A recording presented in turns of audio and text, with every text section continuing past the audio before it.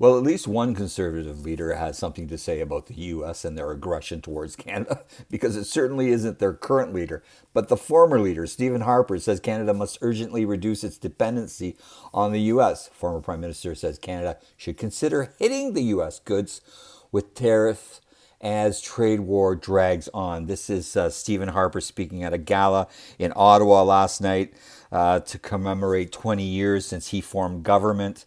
And he says that while he stayed silent on U.S. aggression up until now, he feels compelled to speak out about what he describes as an existential threat to our country.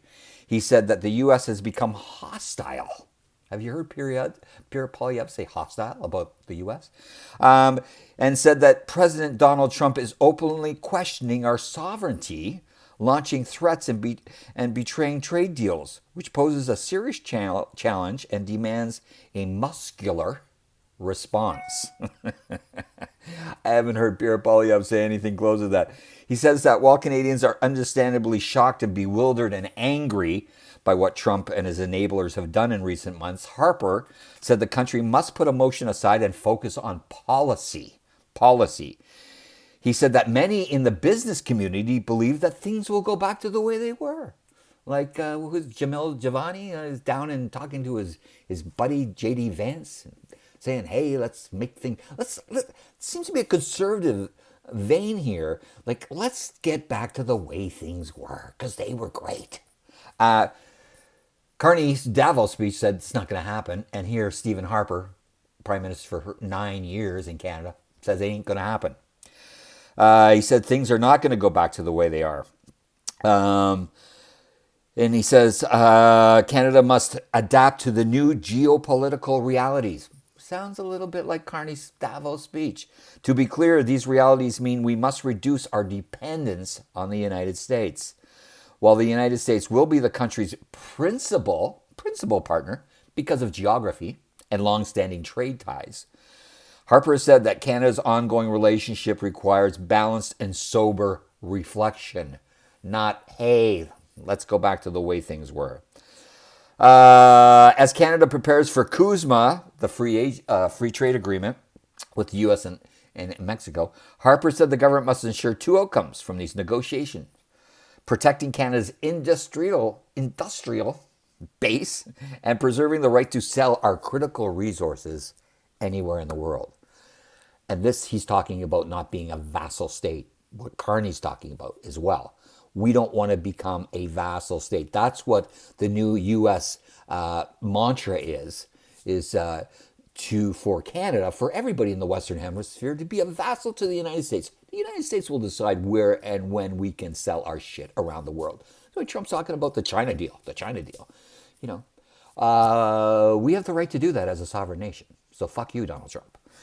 This is what Stephen Harper is saying, and Mark Carney is saying, and what Pierre Poilievre is not saying. Okay. Harper warned that Canada must not become a captive resource colony of the United States, vassal, with its valuable energy and minerals to a single customer. He said that Canada must also push through the oil pipeline to BC and to the coast.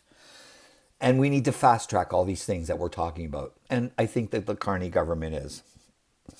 While Harper said relatively little about his successor, former Prime Minister Justin Trudeau, he said that Trudeau did leave Canada much weaker and divided. Okay.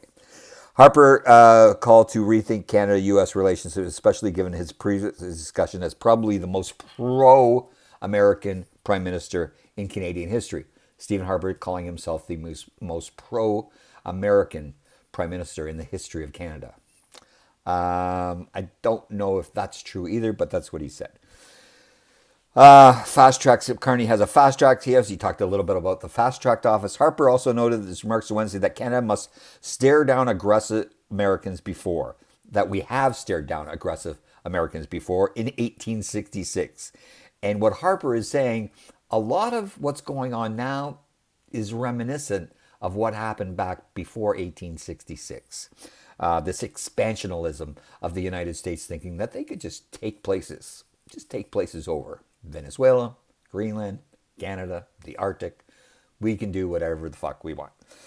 But he said it's fashionable to pronounce everything today as unprecedented.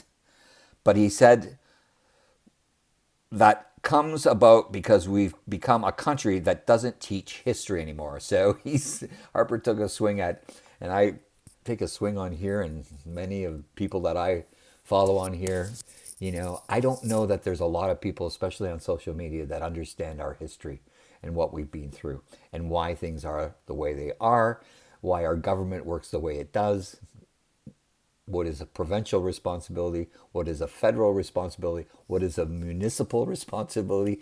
We just don't seem to be educated. I hear continually that Canada is one of the most educated countries in the world. And sometimes I just shake my head and say, I don't know about that. But he says what's happening now is uncannily similar to 1866. Harper's frankness on the topic stands in stark contrast to current conservative leader Pierre Poilievre, who did not mention Trump by name at his party's convention. Have the day you deserve.